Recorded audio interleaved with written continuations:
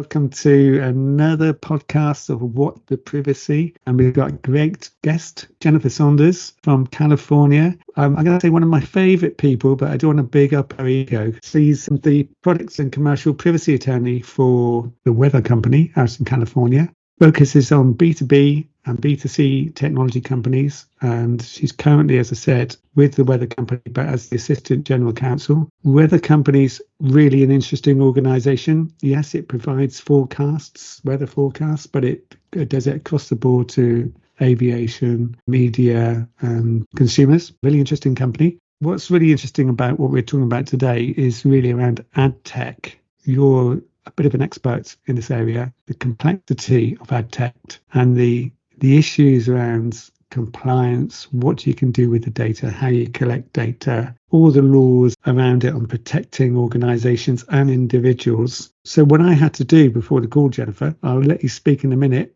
Ad tech is an overarching term that describes the tools and software that advertisers reach to reach audiences and deliver and measure digital advertising campaigns. It's a spaghetti bowl of complexity. Hello, Jennifer.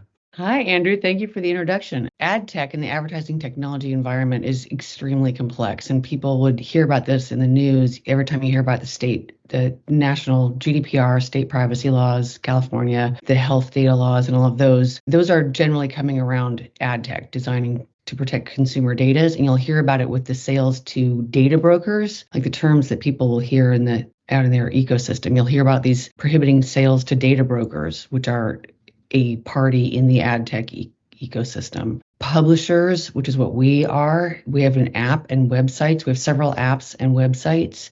So we're considered a publisher. And what we're doing is publishing content, the weather data and relevant editorial content. And we're moving into additional content of interest, but we are supported by ads. That's one of our big revenue sources. We have other revenue sources as well, but ads is one of them. And so delivering those ads and how relevant those ads are to you is based on how we use ad tech or how we play in the ad tech ecosystem.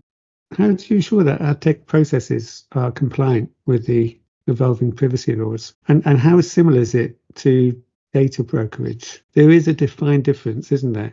So a data broker is a third party that takes data that they get from. So any website app that you go to is tracking you in various manners. You see those cookie notices that pop up that everyone just clicks through and says yes to or says no to all. Understand why you're doing that, because you are affecting the functionality of the website and what you're getting from that. So if you say no to all cookies, they're going to not collect data that is not relevant to their providing the service. So data that they might want to get about you in order to deliver you content of interest, such as ads based on, for you, it would be bicycles, right? For me, it would also be bicycles, which to me is more interesting than getting ads on dog food. But you might like a dog food ad. But that data that's being collected, those are via the cookies or via the consents you give. We collect it on the websites. You can also get that data from public resources. You're going to get it from different websites, different platforms, as we call them. We know that Facebook collects these. You keep seeing Facebook in the news. They're collecting them across, it's called cross-behavioral advertising. You're collecting data of users, not just on a website, that's somewhat relevant, but what is their behavior as they go across the web? All these different platforms. What do they click on? What drives them from, how long do they stay somewhere? What are their interests? And that is all collected across the entire web ecosystem. Data brokers are the ones who aggregate that. So data brokers are ones where they collect it from myriad sources. So from the DMV, from Experian, from our website, from other ad tech, and they create what's called audience segments or profiles. So you or I will be in hundreds of different segments. I might be a woman of X age that lives in Northern California that seems to be physically active, that had purple hair. I mean, that could be, like, segments range how targeted they are, and how that affects you is then what content. So is it advertising, commercial advertising products, can be influence, politicians using it. We saw that historically. Like, think of all the content that's delivered to you is based on this type of tracking and building profiles on users. And it's good and bad. Have you tried accepting all cookies on every site you've done in a day. I did this the other day because I was trying to work out how much data was stored in the browser. So I did it the other day and I was stunned. It was 123 megs worth of data that when I cleansed at the end of the day, I just wanted to see how much information was it. And I go on quite a few sites. Either I've seen an advert, it's mainly about hunt wheels because I'm interested in buying a new pair, or other information where I go on a media website and just click accept cookies. I did it via VPN, so I was trying to bounce off two different countries. It's 123 meg on my cache browser, and I was thinking, bloody hell, that's a lot. What's the main rules you use when you're looking at advertising or using the software tools and the compliance on ad tech? The main tools that we use or the main rules? Well, main rules, yeah. Main rules. Rules, yeah. The main rules. So you're going to look at, as you know, there's a myriad, and you're just trying to make me say it, so you won't have to say it. But you've got GDPR. You've already said it. You said it in the first 2 minutes. Because you know that one spins me up. Only because for the listeners, Jennifer and I always play GDPR bingo because I think we violently agree GDPR in some ways can be a hindrance, but we always play GDPR bingo. And you lost it. Anyway, let's talk about GDPR. GDPR bingo, it is privacy is dead. And so GDPR gives a little bit of a false sense of security in my view, but we have to comply with it. And so you'll get attorneys when we're talking and we're advising on compliance, GDPR. Then you've got California's, which is very strict, and that is California Privacy Protection Act as amended. CCPA as amended, and the correct term is CCPA. I can't stand when people call it CPRA. And then you've got just a ton of other state privacy laws. Every state has their different flavor, slightly different flavor in the US, but basically because the internet is across states, it makes it extremely challenging to decide if you want to try to comply by regime. We call them regimes, each state, or do you want to just set a baseline for the US? So companies have to face that compliance. And so what you're looking at is what rights do these give users? What do we have to do to comply? And so they give, all of these laws basically state you have to disclose to users what you're doing, what data you're collecting, and how you use it. And that's where you come up with those 1,000-page single-spaced privacy policies that I'm literally still on my investigative journey to find a person who's not directly involved in privacy law who has read one of these. No one reads them. Fair enough. And the disclosures within them are not clear to users. So the requirement is that you clearly disclose to users what you're collecting and how you're using data. But if you read those terms, they say things like we collect analytics data to better provide our services. Just very broad terms. They pretty much all say the same thing, but they use about. But who reads them? Nobody. The consumer doesn't read them. Nobody. Big fat waste of time. Can't stand them. So, this is my view as a privacy attorney. And most privacy attorneys will say we have to comply with all of these requirements, but do they really do anything to help the end user? GDPR is good in that it brought the issue of privacy forward and people are thinking about it more. And now it's much more in the public arena, as you say, in media, that people think about privacy. That's what GDPR offers. People click through privacy policies. You don't really have a choice other than to not use the platforms. Maybe some minor choices, accept all cookies or pick your cookies. Under the new frameworks, you're going to have a multi-layered cookie notice option, including knowing exactly which vendors we're providing data to. On our compliance side, this is a nightmare. This is taking us months with full teams of engineering and compliance people to implement. There's vendors that help you comply with this, obviously. So you've got the big CMPs, consumer management platforms, depends on what they call themselves. We integrate with them, but we have to go set up all of our consents, what data we're collecting. Only big companies can afford to do that, can't they? If you think about an S&B, they haven't got open house chance on making sure they're compliant, in my view. Do you think that all the California rules, I'm digressing here slightly, the rules that you work within California, do you think companies will leave California to go to another state because it's easier? No. So I'm based in California. Andrew's right. Weather Company is based in Atlanta, Georgia. And again, it's a worldwide site. So where you're based, it's where you offer your services. So would the company not offer their services in California? No, because we're not overly onerous compared to others. I mean, we are overly onerous compared to other states. It's a bit of an annoyance. But the web, again, it's virtual, it's out there, it's cross-border. So you can try to shut off California, but I don't see companies doing that as practice. And to your point, it is extremely hard. There was intent around that to get to that. There are, if you look at the intent behind some of the laws and how they are implemented. So some are based on you must be of a certain size or a certain revenue or have a certain number of users. That's California. Yeah. Some laws don't, so they apply across the board. Colorado state law, it was designed to make it more friendly to SMBs. But again, unless you're like a small retailer who wants to keep your site local or it's only a relevant service locally, you could also not do things like just not collect that user data and provide a service and not advertise. That's going to take you out of the public eye. So do you know how important California is to the world? Is it the fourth biggest economy in the world? It's bigger than Germany. That's massive, isn't it? So when everyone says, oh, you're talking about California again, it's the fourth biggest economy in the world. I think Texas is the sixth. California is one of the reasons we did not pass federal privacy regulation, because it would have been a baseline, and California thought it was too low of a baseline. So that was one of the pushbacks on federal regulation, and now we'll probably never have it. But California has a huge impact on other companies, as you said, as does GDPR. So most companies list those two as the big baselines that they comply with. But again, rolling out California requirements across the nation means we have to give users, the consumers, a lot more notice and option, an easy option. So like we said, privacy policies are buried. And as a person, even as an attorney, I have a challenge understanding a lot of these. And I'm a privacy attorney. The user might think they know what these say, but I can explain to you that that's not what it says. We had a friend, as you said, in Clubhouse who recently said she received a happy birthday from a company that, I don't know, maybe a retailer, and she was offended because she had not given them her information for the purpose of wishing her happy birthday. I will guarantee the privacy policy, she gave them her birthday, and that the privacy policy said we may use your data in any manner to support our services, and they're going to consider marketing you and saying happy birthday as part of their services, right? So that's something you may not think about, but it's covered.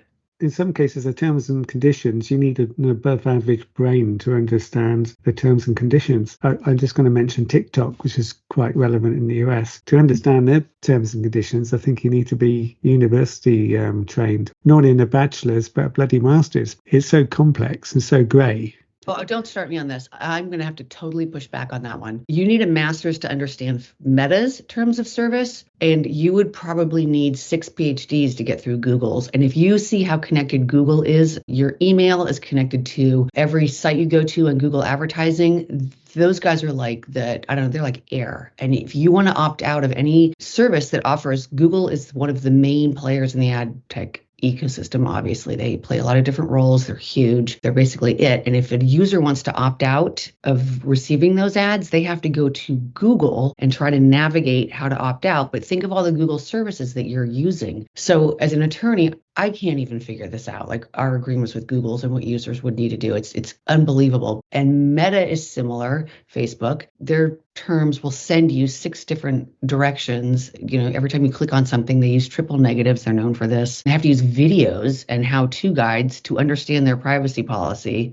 Admittedly, this might have been almost 2 years ago. We did a review of TikTok's privacy policy. An earlier one. It was maybe 13 pages, double spaced. It was so short and clear and to the point. Now, to understand what they're saying, they are definitely taking data off of all of your devices, anything you connect with, etc. But so are all of these other platforms. They're not collecting any more than any platform. And they're very clear. They ended every paragraph and anything else we can get. And we're going to use it in any way that's not illegal. So if you think about that, that's the broadest ever. They've since updated their privacy policy and made it more along the lines of Facebook's and those guys. I do think it's ironic you're trying to kick TikTok out of the States when Google and Meta are kind of just trying to protect their own revenue, in my opinion. And why people are using mobile telephones, government mobile telephones for social media, beggars belief. In my day, you had a work phone, you stuck to doing work on it, and that was it. You isolated it. I agree on both. No, I want to quickly hit on that one. I agree on both of those. I think all these companies equally disclose what they're doing. Again, the data is for sale.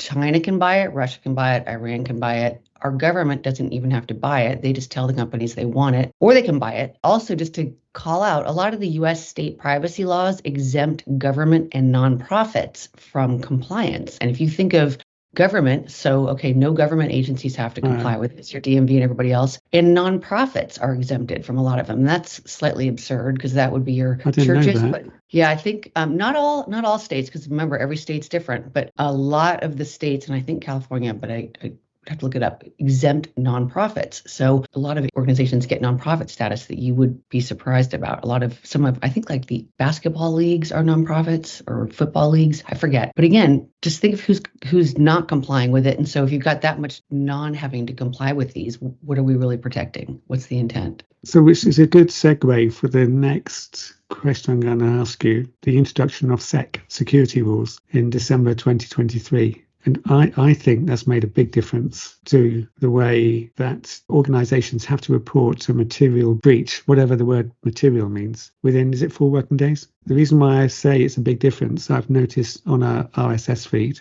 our news feed, a lot more notifications going in of breaches, loads of notifications. I mean, you must agree with me, again, that it's made a big difference.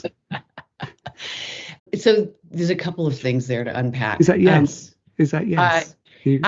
You're seeing the uptick in those, and also I see this on just regular media feeds. But there's a couple of things you're unpacking there. Who has enforcement rights or rights to bring in action under privacy laws, and as you say, SEC, government agencies? Who has the rights? So there are, under state laws, U.S. state laws. If there's a private right of action, you want to be very careful because, as you said, there's plaintiffs' law firms that will come after you. They just love drumming up business. So if there's a private right of action, but then you have to define how I don't want to put ourselves on a radar again, but you have to see what are the requirements for that. So there are different requirements. So there's a private right of action under the CCPA, but it's only for security breaches. So if there was a security breach, and a user was harmed, theoretically they could bring claims under CCPA. SEC, you're seeing the larger agencies. There's turf wars both around privacy. So FTC governs privacy, and they're starting to bring privacy claims in addition to states under their unfair and deceptive advertising. They're saying that your disclosures, they were deceptive. So you saw some big cases there with GoodRx, the health companies that were saying they weren't selling your data when they were. And what you're bringing up is the SEC breach notifications. So again, these agencies it's existing authority, and they're expanding it into what people are saying are new areas. And the SEC of disclosing it within a certain number of days is slightly challenging because what is the trigger? What's the determination of breach? What are the triggers that start that 4-day requirement? And then what is material? And everybody was up in arms as to what is material, who knows? And you do have guidance. Look at what is considered material to the SEC, and it's what would a reasonable investor want to know in making a decision, what would impact their decision. So that's generally what's material. But now, as you said, it's been going on over time, and there's much more direction around what is material. We're seeing people err on the side of over-disclosing now, is part of the argument. They're saying, are they disclosing in an attempt to be overly cautious? And does that dilute the... I don't think it dilutes it. See, the thing is, though, is that we only know what we know. So obviously, when we load data up, 99% of the compromised credentials we see from third-party websites where companies have been involved, 99% aren't reported. There's a lot of things we don't know out there. So Absolutely. If you're thinking it hasn't opened up the floodgates, what should happen? The whole dam should fall down. The whole Hoover Dam should fall down. That's what should happen. And then you won't be able to cope. I mean, we were in the middle of a pandemic, a cyber pandemic. And again, to quote Confucius or Donald, what's he called, the US Defense Secretary, Donald Rumsfeld, is it? We only know what we do know. We don't know what we don't know. There's a lot more out there, Jennifer, that's quite frightening, which is not being reported. I think sex great. Sex? I should say SEC. SEC. I think sex is great. Yeah, you're going to confuse our users. Stop that. It's a Securities Exchange Commission. We don't know what we don't know. We know there's a ton out there. Honestly, in my opinion, it would be better to educate people about what's going on versus things like privacy laws in these individual, or in addition to, definitely about this digital environment and how it impacts you and what's out there, because it is scary and a lot. The other one is, does it numb users? Do people who finds it relevant or changes or takes action based on these disclosures. People in our world are attuned to these, but not, as you say, you like to focus on SMBs and others. Do they understand this? Does this help them understand their exposure and their world? One of the final questions for you. So your job as being attorney counsel for the weather company, who is ultimately responsible in your organization on accountability? Is it the CEO, or is it the guidance you give them to make sure that they're compliant, or is it the activities and practices of the organization? It's cross-functional. There's a lot of different teams involved. So legal needs to be aware of what the legal requirements are. We work with a compliance team who helps understand how those are implemented in the business, as well as the engineering teams, because again, there's a lot of engineering in the apps that have to, or the sites, we call them the properties, user-facing engineering versus the back-end engineering. What data is shared with what vendors? We have vendors that work for us, our IT vendors, part of our stack. Those are called service providers in California and processors under GDPR, but data may be shared with them. That's very different than sharing data with advertisers, which is shared in a variety of different ways. It might be our data, it might be data combined with third-party data. We're getting that broker system, but it's decisions on what direction we're going. Are we offering now health related? If you want to know, are there allergens like pollen in your area? We know that for weather, but we can't tell you because if you ask, that's considered health data now. So we can't tell you that right now under Washington State. So unless we want to carve out Washington State users and Nevada users. So right now that's going to be a problem. But so we're just not doing it. We don't have that set up. We can't tell you there's pollen in the area. Because you're an information provider. If you stick to just providing information, then people can act on what they think about it.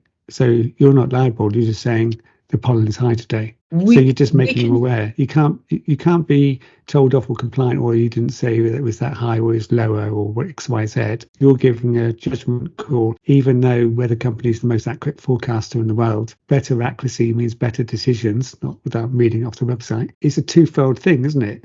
Generalized. It is very twofold. We can provide generalized data, but if you express an interest in allergy triggers, we can tell generally by zip code level, we can tell you those things. There are allergens, but the more specific we get, the closer we get to health data, which is extremely broad. We are going to lean in that area. We just have to make sure we comply with the requirements. So again, it's what, to your point, who's responsible? And it depends on which function, and we all work together and making sure that there are responsible departments or people or roles, because that's what matters. Any weather forecast company that tries to tell us what the weather's going to be in the UK, since I've been talking to you, we've had fantastic, glorious weather. And as I look to the left, hail.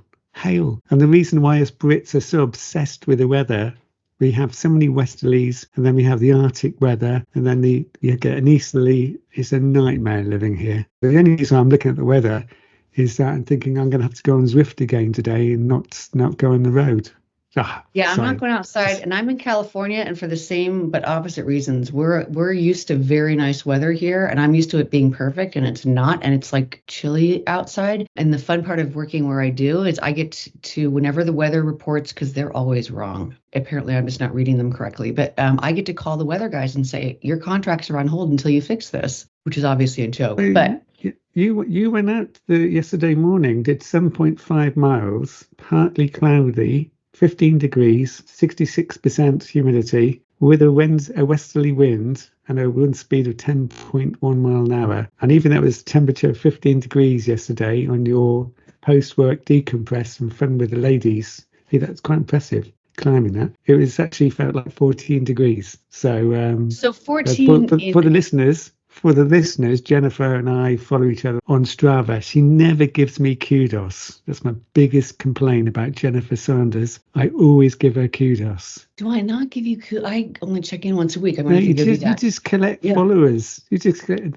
I don't know. I'm a privacy person. I don't like. I have to know you. I do not collect followers. I'm going to start doing that because I want to be an influencer. I'm not sure who I'm going to influence. We do, but that's a great example. Think of all the data Strava collects on you. They have a lot of data. Yeah. It's fascinating. They have your weight, your FTP, functional threshold power, your age, if you want to put that in. What else? Oh, you've got so much data and Oh, so no, much no, no. where you've been It traveling. gets much better. That stuff you give them, they know something that's very sensitive under privacy laws is precise geolocation, and they have your precise geolocation. So they know where you are when, and that's actually a very valuable metric, and it's something that's highly scrutinized in privacy laws. And they can combine that with other data. They know who you're with, when. Yeah. You've cycled past flybys, which always amuses me. Who's been on that same hill today? You know, what type of people are on that hill?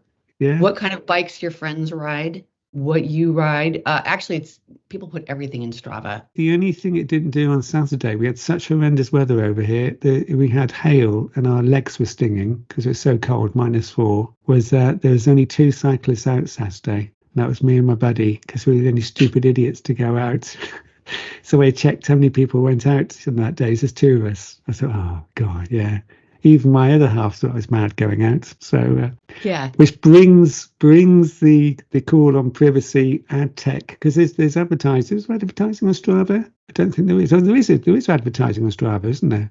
I don't look at it on the web. I look at it on my app, so not on my app. I wonder who provides the weather forecast for Strava. We've got the weather forecast on Strava, so it shows one important part. Weather does play, as you say, the cheesy line on your website, better accuracy means better decisions, or makes better decisions. I'd just like to thank your time for the podcast, What the Privacy. It's great having Jennifer on the line. I've been trying to talk to her for ages. She's a really, really busy person. And yeah, great to see you, Jennifer. And actually on the screen as well. Thank you. Thank you.